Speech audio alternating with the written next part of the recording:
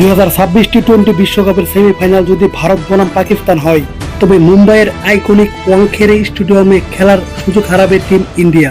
বর্তমানে সূচি অনুযায়ী ভারত যদি সুপার 8 পর্বে পেরিয়ে সেমিফাইনালে ওঠে, তবে তাদের দ্বিতীয় সেমিফাইনালটি মুম্বাইয়ে খেলার কথা। একটি বিশেষ শর্তে এই ভেন্যু পরিবর্তন হতে পারে।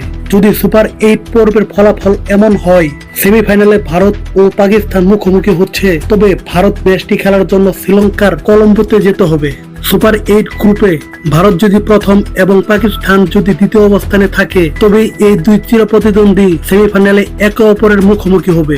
এমনটি ঘটলে ভারত 5 মার্চ মুম্বাইয়ে দ্বিতীয় সেমিফাইনালে না খেলে বরং 4 মার্চ কলম্বোতে প্রথম সেমিফাইনালটি খেলবে। কাকতালীয়ভাবে ওই দিন ভারতের অন্যতম বড় উৎসব হোলি।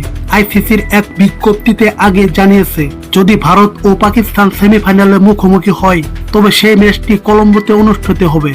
অন্যথায় ভারত পাকিস্তান বাদে অন্য যে কোনো দল সেমিফাইনালে মুখোমুখি হলে মুম্বাই দ্বিতীয় সেমিফাইনালের স্বাগতিক হবে। পাকিস্তান সেমিতে উঠলে প্রথম সেমির ভেন্যু কলকাতা থেকে পরবর্তীতে হয়ে কলম্বোর প্রেমাদাসা স্টেডিয়ামে চলে যাবে। দুই দেশের মধ্যে 2027 সাল পর্যন্ত কার্যকর থাকা হাইব্রিড মডেল চুক্তির কারণে ভারত ও পাকিস্তানের মধ্যকার যে কোনো ম্যাচ নিরপেক্ষ ভেন্যুতে আয়োজন করা বাধ্যতামূলক।